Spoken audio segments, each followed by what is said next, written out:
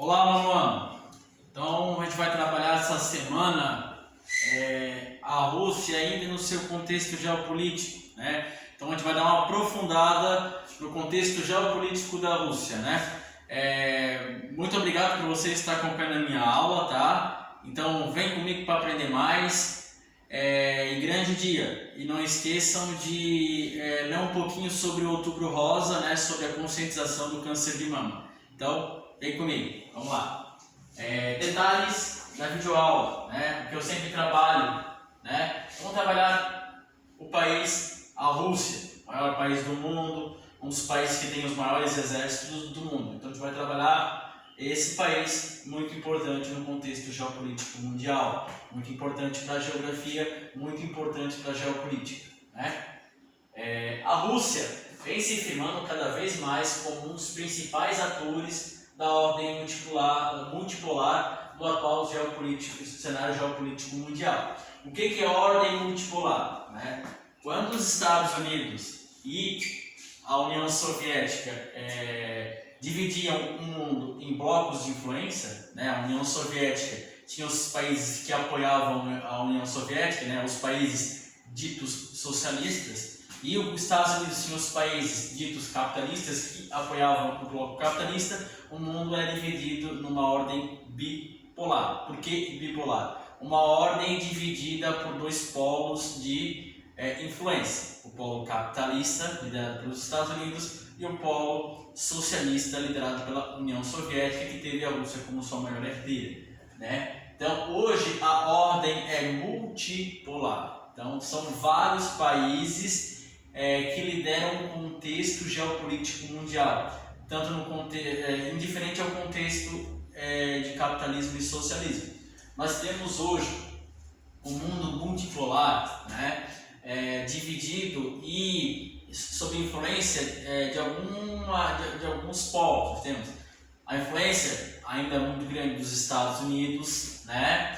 A influência da União Europeia, um bloco econômico, né, de grande importância no mundo, que se relaciona economicamente com muitos países no mundo, e o Japão, né, outro país muito importante no contexto mundial. Por que o Japão? Porque o Japão exporta muito tecnologia, então muitos países dependem das tecnologias exportadas pelo Japão. Então por isso que a gente chama isso de mundo multipolar, um mundo polarizado por vários países. De forma secundária, a gente vai encontrar a China, que a cada ano que passa, a cada dia que passa, tem avançado mais no contexto geopolítico mundial e econômico, e a Rússia, que tem uma grande influência ali nas regiões dos países que eram ex-repúblicas socialistas e nos países da Ásia. Então, isso significa um mundo multipolar, um mundo polarizado por vários países, tanto de forma primária, Estados Unidos, os países que compõem o bloco econômico da União Europeia, o Japão, e de forma secundária, a China, que vem crescendo muito, e a Rússia. Então vamos lá. O país vem se destacando pela forte oposição, ou seja, ser contra, não concordar, né, as estratégias adotadas pelos países ocidentais. Quem são os países ocidentais? São os países que se localizam no lado ocidental do mundo? Não tanto assim, também são. Mas os países ocidentais, dentro desse contexto geopolítico, são países como os Estados Unidos, são países como os países que compõem a União Europeia, e são países como o Japão, países de primeiro mundo, né? Então, a Rússia tem mostrado oposição às estratégias empreendidas por esses países, mas, no geral, a maior parte da oposição que a Rússia tem é contra os Estados Unidos, o seu maior rival, né? O seu maior concorrente, né? Então, vamos lá. Sua influência é consolidada, então ela tem uma influência consolidada, uma influência que é só ela, né? Uma grande influência, uma influência que tem uma grande porcentagem naqueles países, sobretudo na região compostas pelas ex-repúblicas soviéticas. Então, os ex-países que compuseram junto com a Rússia as ex-repúblicas soviéticas que juntas formaram a União Soviética, e em porções do território asiático, aqueles países asiáticos que têm grande influência da Rússia, principalmente aí no Oriente Médio, né? Aqueles países entre a China e a Rússia ali, eles têm grande influência da Rússia, né? Uma influência geopolítica, né? A Rússia fornece muitas coisas para aqueles países e tem uma grande influência ali, né? A atual política externa russa tem sido amplamente criticada pela comunidade internacional. O que é a política externa de um país? É a forma que ele se relaciona com outros países, é a forma que ele se relaciona com outras regiões do mundo, né? Então, política externa, fora, né? Então, essa política externa russa tem sido muito criticada pela comunidade internacional, porque a Rússia tem organizado grandes invasões em outros países, né? Invasões sem autorização da ONU, né? Sem um aval, sem um planejamento e invadindo a soberania desses países que são países independentes, né? Então ela tem invadido esses países e tomado suas decisões. Não é toda vez que um país invade o outro, isso não acontece de forma democrática, voluntária pelos governos e pela população. Isso acontece de forma utilizando a força, né? Sem a utilização de uma tomada de decisão, sem ser democrático, né? Além dos relatos de corrupção no governo, né, a Rússia é um país com um Estado muito grande, um Estado muito inchado, um Estado muito interventor, muito burocrático. Então, a Rússia é um país conhecido pela corrupção excessiva, por causa que os políticos roubam muito lá, né? A Rússia é praticamente o Brasil siberiano, né? O Brasil frio, né? Então, vamos lá. Grupos compostos de minorias. O que são minorias? Minorias étnicas, por exemplo, muçulmanos, negros, indígenas, né? Denunciam o quê? Que são estabelecidos, denunciam o quê? Perseguições. Então eles são perseguidos pelo governo russo. O governo russo persegue minorias, persegue também a comunidade LGBT também, né? Mulheres também, porque na Rússia há uma cultura muito conservadora, né? Inclusive na Copa do Mundo, né? Muitos estrangeiros foram presos na Rússia, né? Realmente é homossexual, né? Vai lá dar um abraço no namorado, a namorada dá um abraço na namorada, e eram presos por causa disso. Na Rússia eram presos porque lá a lei proíbe troca de afeto entre pessoas do mesmo sexo quando elas são homossexuais. Então, o governo russo persegue muito essas minorias, né? E viola muitos direitos humanos, né? Dessas minorias étnicas, né? Grupos de outras cores e homossexuais, né? E também mulheres, né? Então é um país assim muito conservador. Não que eu ache o conservadorismo algo ruim, mas lá o conservadorismo é excessivo, passou dos limites, né? Dos limites do aceitável, né? Ativistas e jornalistas reclamam da falta de liberdade da mídia e relatam ocorrência de represálias por questionarem as ações do governo. Então, assim, a Rússia não é um país democrático, é uma ditadura, é um país, um regime totalitário. Então, é um regime que não tem democracia, as pessoas não têm direito de escolherem, né? As eleições sempre são fraudadas, né? Existe uma espécie de eleição, mas as eleições sempre são fraudadas e os candidatos sempre são do mesmo partido, né? E a estrutura estatal da Rússia, o Estado russo, né? Ele favorece muito isso, porque se o candidato X ganhou para presidente, ele tem direito de indicar o primeiro-ministro, entendeu? Então, assim, o primeiro-ministro já não é eleito de forma democrática. Então, na Rússia há uma grande também perseguição a ativistas e jornalistas. O que são ativistas? Ativistas são aquelas pessoas que lutam em prol de alguma causa, por exemplo. O movimento feminista é um exemplo de ativismo, né? Então, o movimento feminista é muito perseguido nos Estados Unidos, né? As mulheres que lutam pelas diretrizes, né? Pelas leis do feminismo são perseguidas por aquele governo, né?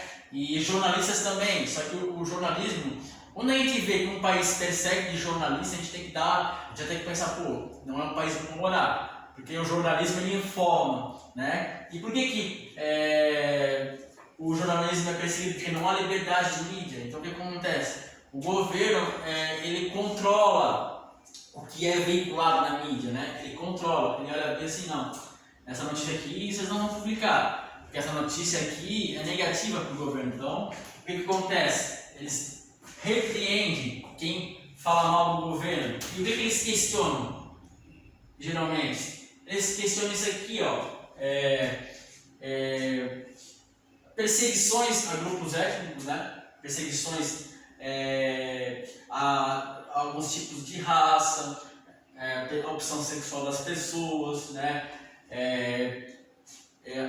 Esses grupos politicamente engajados, ativistas. Então o governo persegue muito isso. E perseguem os jornalistas, né? Que denunciam, né, a truculência do governo, o governo que chega batendo, o governo que chega matando, né? Então eles denunciam isso e sofrem o que? Represálias. Então, além deles perseguirem aqueles que são aqueles que denunciam, né, eles perseguem aqueles que veiculam na mídia. Então eles repreendem, eles vão lá e dizem assim, não, vamos punir aquele pessoal daquele jornal lá, vamos cortar as verbas, né? Porque assim, não sei se vocês sabem, mas o jornalismo, né, as emissoras, elas trabalham com verbas, elas recebem verbas do governo. O governo que deposita dinheiro na conta das emissoras para as emissoras informarem a população, né? Então o governo vai lá e repreende através do que? Da força, né? Os grupos de mídia e também repreende tirando essas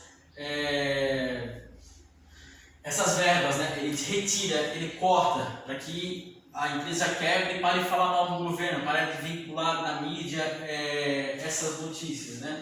Então vamos continuar. Então assim, o regime russo, o país na Rússia, ele não é um país bom para se morar quem é minoria e também não é um país bom para se morar quem quer trabalhar com mídia, porque o governo persegue muito esses grupos e repreende e não gosta de ser contrariado, né? Então, na Rússia a gente tem um regime totalitário, a gente não tem democracia, a população não tem o direito de escolher os seus representantes.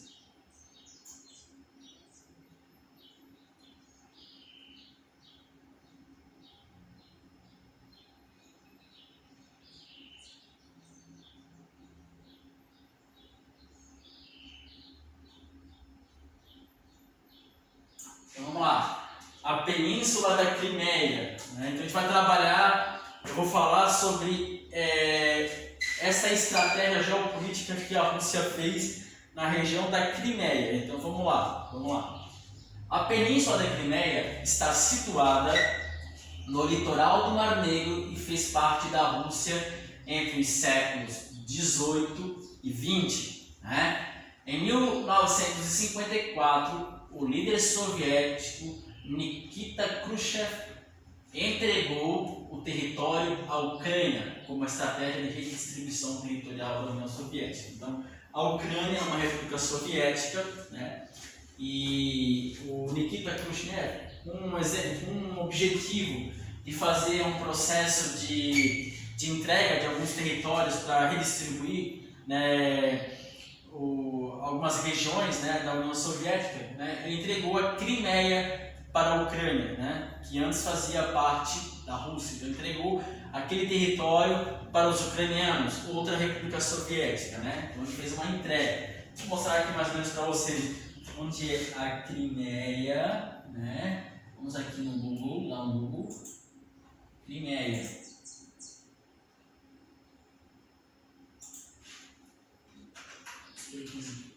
Crimeia.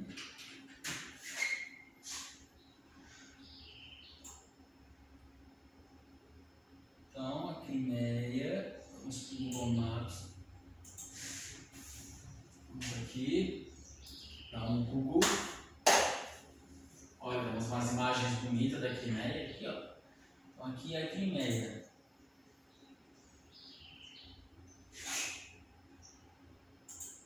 Aqui, ó, essa é a região da Crimeia, uma península. Então, uma península, né? É uma extensa faixa de terra cercada por 3 lados de água e uma ligação com o continente. Então, essa é a Crimeia. Então aqui nós temos o Mar Negro, essa região da Crimeia, aqui temos a Ucrânia, né? E aqui temos a Rússia. Então a Rússia invadiu esse espaço aqui que pertencia à então Ucrânia, né? Então vamos lá.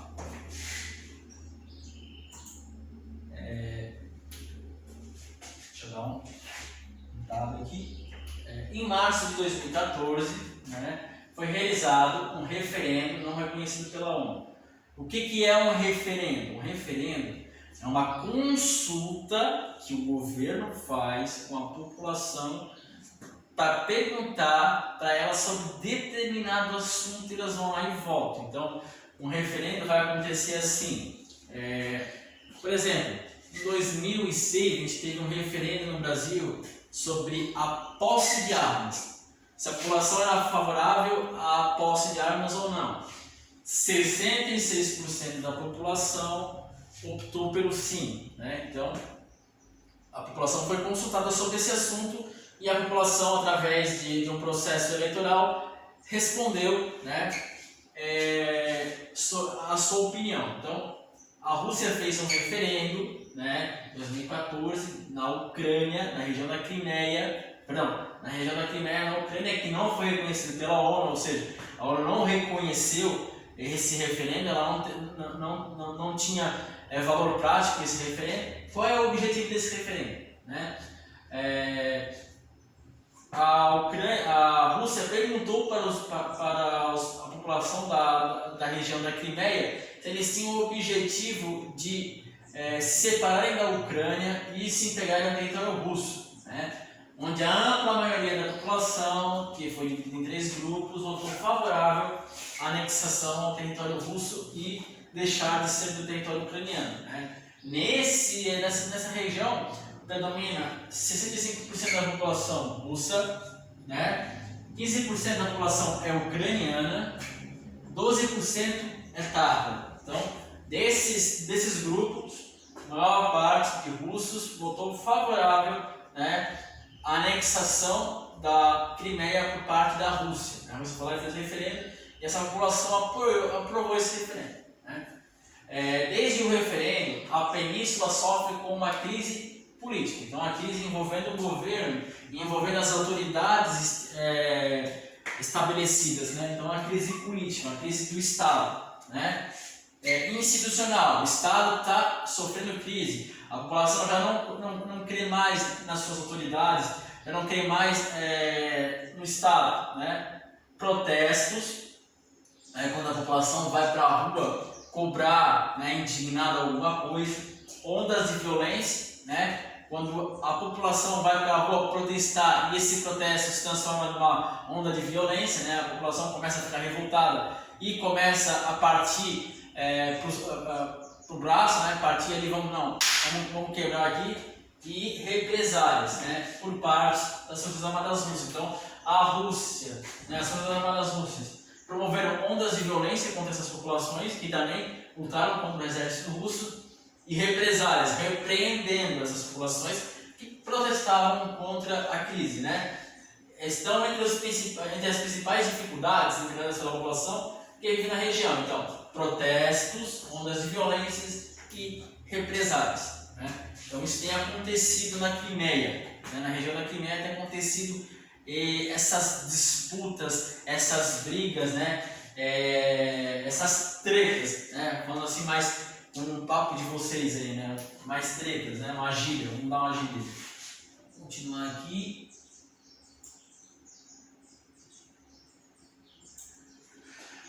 A participação russa na guerra da Síria, né? A Síria é um país tomado por um monte de conflitos, né? Tomado por vários tipos de conflitos que acontecem dentro do mesmo território, né? Vários grupos que guerreiam dentro do mesmo território.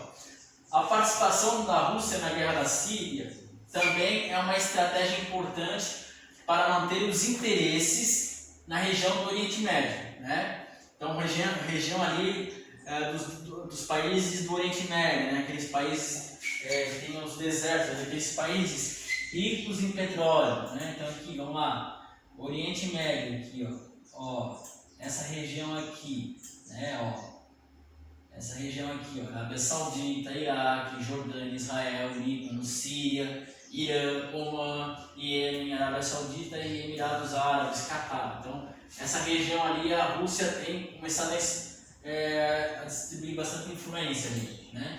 Então, vamos lá. O país sempre prestou apoio diplomático à Síria, então sempre prestou apoio do seu governo à Síria. O governo russo sempre apoiou as medidas do governo da Síria, né? E em 2015 interferiu militarmente, ele usou o seu exército para interferir no território sírio, né?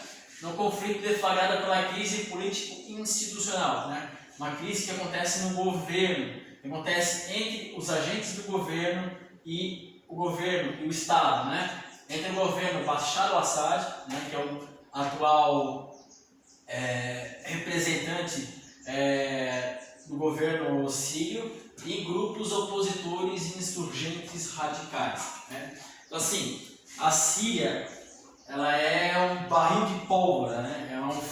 É um país, é um foco de intenção dentro do Oriente Médio, né?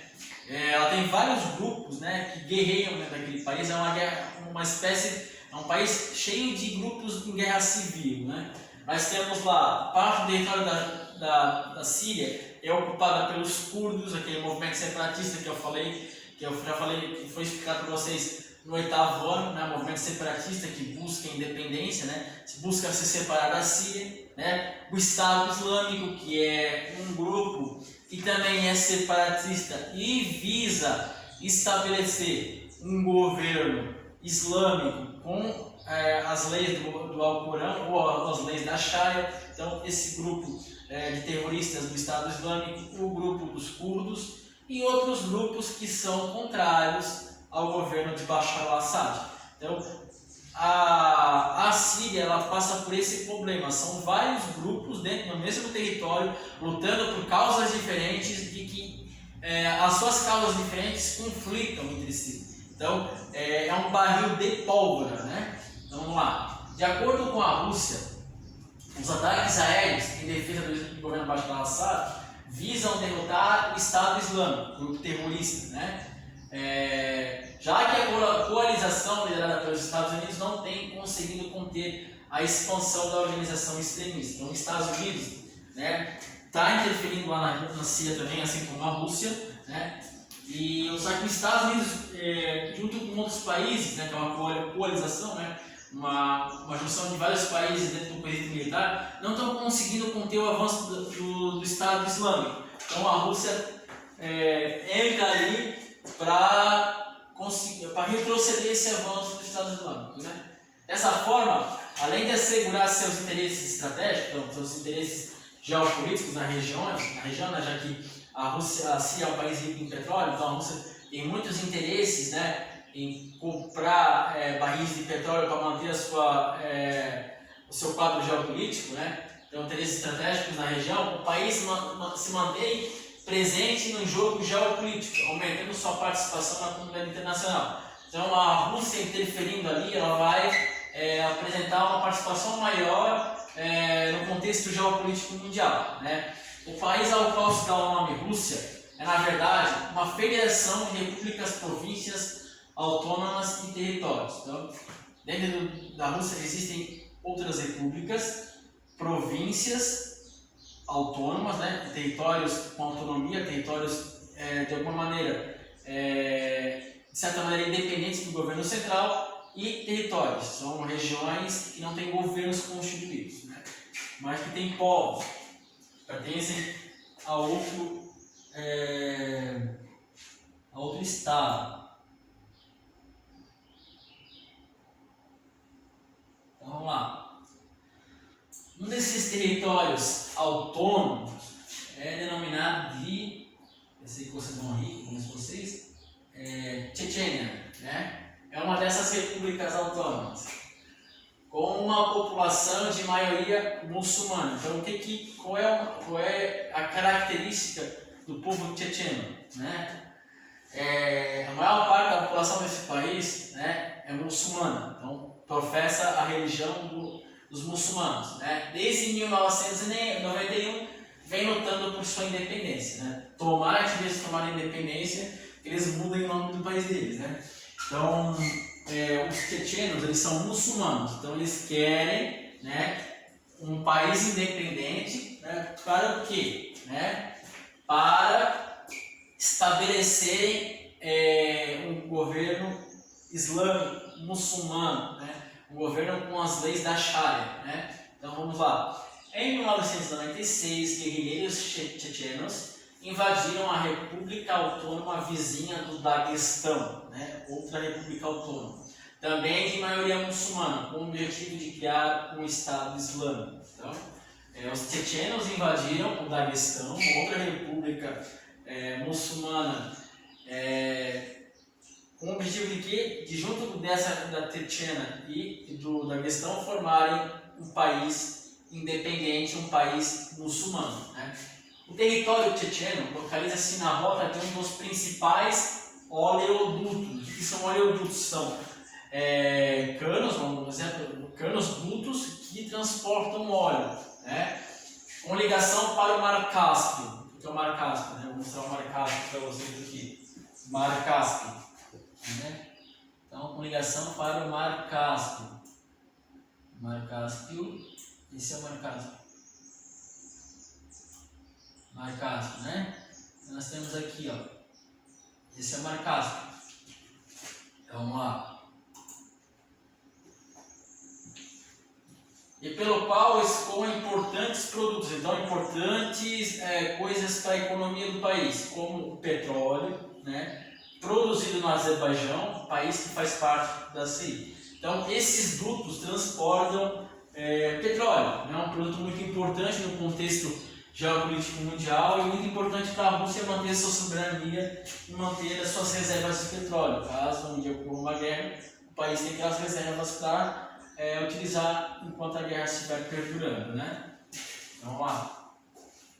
Isso explica o interesse russo em mantê-lo sob o seu domínio. Então, manter sob a sua influência.